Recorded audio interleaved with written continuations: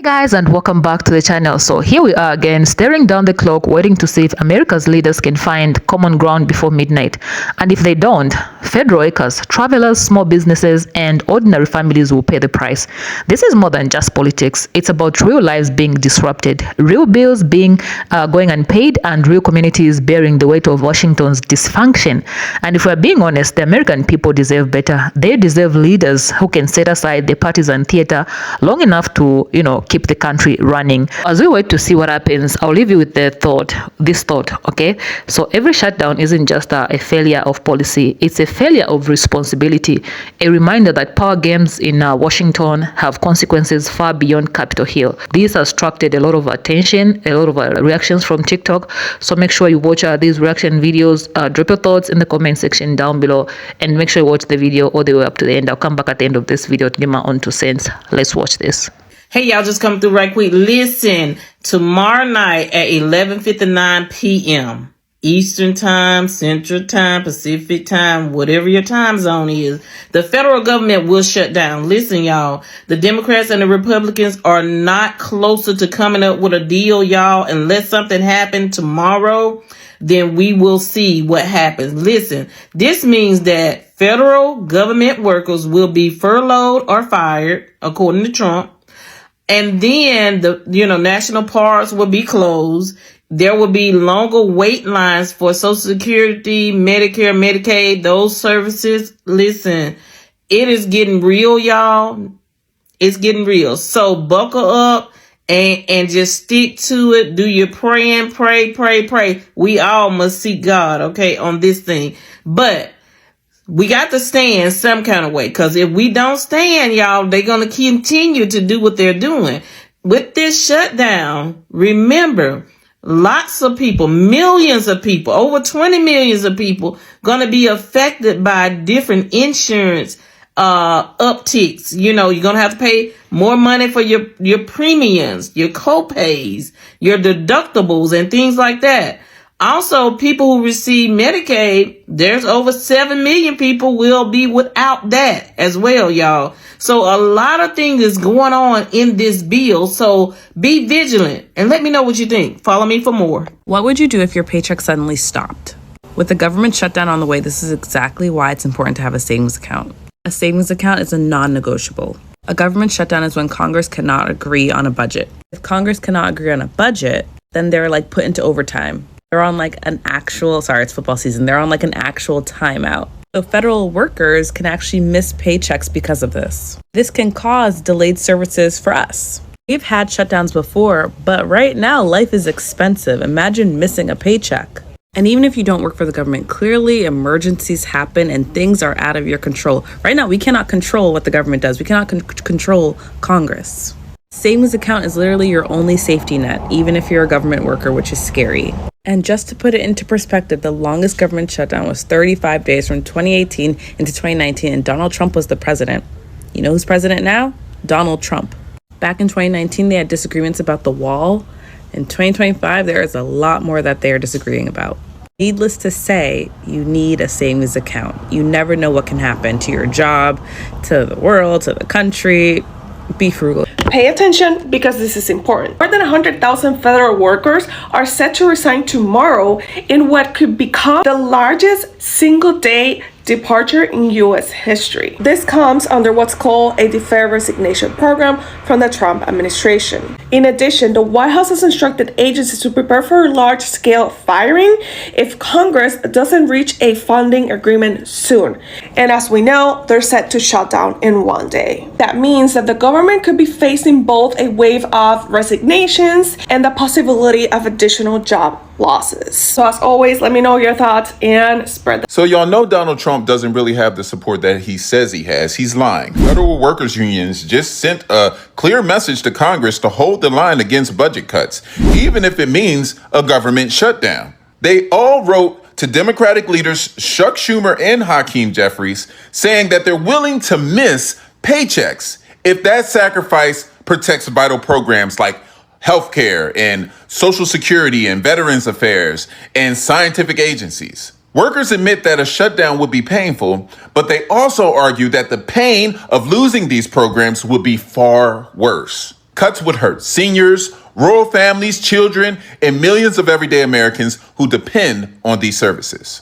So the bottom line is federal workers are telling Congress enough is enough. They'd rather stand firm now than watch these essential public services dismantled for years to come. Trump just told federal workers that he's about to make them feel maximum pain, not furloughs, straight up mass firings. Yeah, this is no longer a temporary shutdown. This is jobs being erased overnight. Now, if they can take the EPA from 15,000 workers down to 12, what the fuck? What do you think is going to happen next? Social Security, Medicare, even basic government services we all rely on can get strangled. And not because the system is broke, but because power plays are more important than people's lives. Remember, America is a business. Now, this isn't just about federal jobs. When the government shuts down, your costs, they start to go up, okay? Benefits, they get delayed. National parks, they close. Even your mortgage rates, they start creeping higher because Wall Street panics when DC shuts the lights off. Here's the real tea, because if they can normalize mass firings there, your secure paycheck in the private sector, I think that you're untouchable. So here's what you can do right now. Start cutting the dead weight in your budget. Anything that relies on government subsidies to get disrupted. And don't rely on one paycheck. Build streams of income that can't be shut down by a vote in Congress. Pay attention, because the shutdown clock, it hits October 1st at midnight, 12 a.m. Now drop system in the comments if you're done depending on one paycheck and you want to learn how to build income that no shutdown can touch.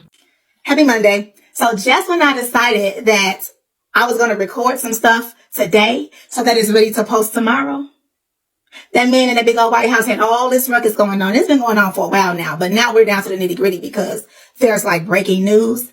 And I know I posted all of the performance review things earlier today. That was a lot of videos. So hopefully you're able to find one if you need it that is applicable to your situation. But I wanted to go ahead and get into the story about the 100,000 federal workers who plan on quitting tomorrow. And before somebody decides to get on my page again and call me a liar, please understand that I am not reading this story to you guys. That's not what I'm here to do. I want to tell you what the headline is, give you some bullet points, and then you go read it for yourself. So basically, my source is The Guardian. And yeah, it says Trump news at a glance, more than 100,000 federal workers to quit on Tuesday in largest ever mass resignation. Now, we already have the 300,000 plus Black women who left the workforce, either by force or by choice. And now we have more than 100,000 federal workers who plan to quit tomorrow. To me, this feels like by force. The story is on theguardian.com. It's so unfortunate. I will read you just a little bit because I don't want y'all to trust my word. I don't want y'all to take my word. Actually, if it's interesting to you, I want you to go look it up and get the details. More than 100,000 federal workers are to formally resign on Tuesday, the largest such mass event in U.S. history. He's just making historical content all over the place for the children. Did y'all hear about the Bible? Never mind. I digress. As part of a Trump administration program designed to make sweeping cuts to federal workforce. With Congress facing a deadline of Tuesday to authorize more funding or spark a government shutdown, the White House also ordered federal agencies to draw up plans for large-scale firings of workers if the partisan fight fails to yield a deal. Let me tell you something. I'm supposed to get on the plane this month, and who will not will be me. Because what we're not going to do is put me on the plane and have somebody who's trying to prove a point for their political beliefs make a decision that affects my life or takes it. So that's just me. This is terrible. It's I don't even have anything else to say. I saw it and I felt that it was too relevant to not talk about today. So I wanted to throw that out there so you guys just have an idea. Then they'll be lying, talking about we raised all these jobs. We have all these jobs. The jobs report is saying we've made more than whatever jobs. This is why I don't trust the data anymore, because why do y'all keep firing people? And yet y'all telling us that there's all these jobs available, but the jobs that you're firing folks from are dissolved. It doesn't make sense. I'm so exhausted.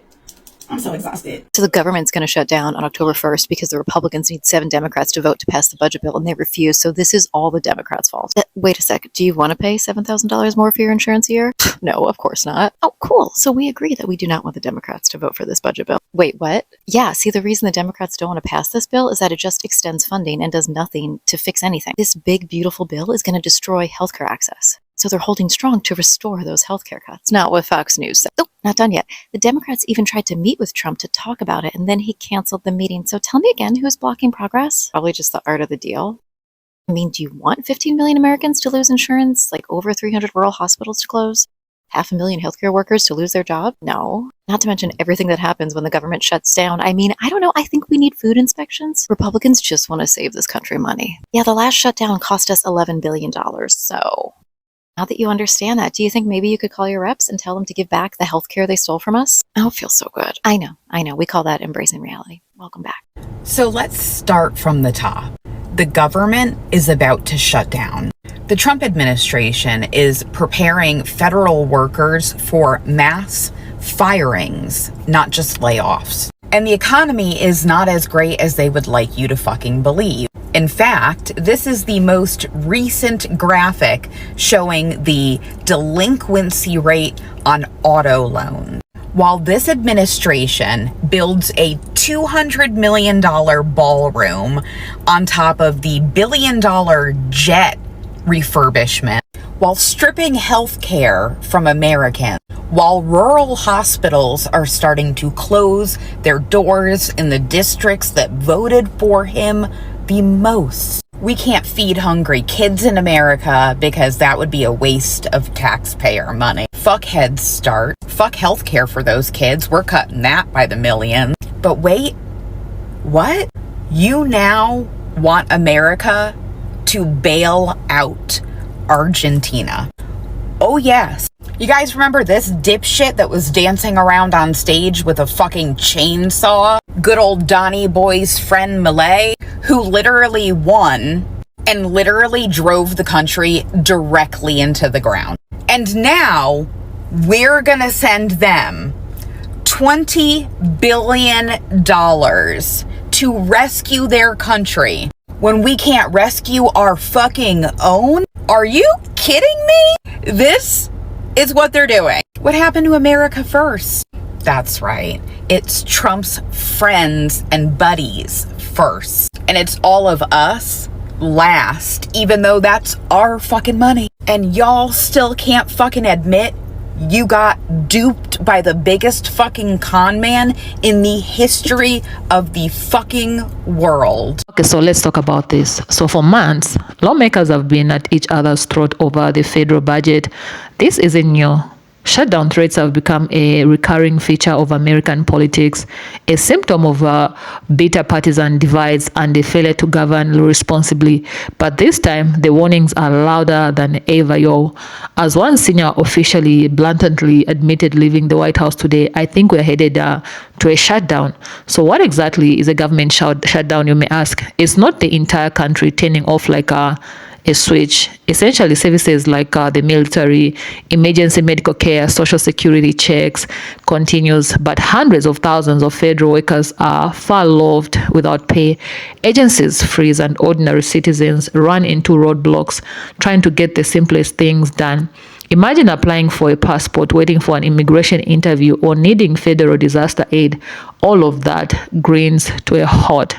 So for 2.1 million civilian federal employees, a shutdown means anxiety, uncertainty, paychecks stop coming, bills pile up, and even those who keep working like airport TCA staff and border patrol officers do so without a guaranteed paycheck until Congress fixes the mess. That financial stress doesn't just stay in Washington, it ripples through the entire community, especially in states with larger concentrations of federal jobs like Virginia, Maryland, and Texas. Think about the everyday impact. A single mom who depends on her paycheck from the USDA, a young soldier worried about rent, or a family facing late fees because their federal housing support is delayed. These are the human cost of political gridlock. One of the first places that travelers will feel like pain is at airport. You know, the airports, TCA agents and air traffic controllers are considered essential and must report to work, but they won't get paid until the shutdown ends. The last major shutdown in 2019 caused massive delays at airports as unpaid staff began calling out sick.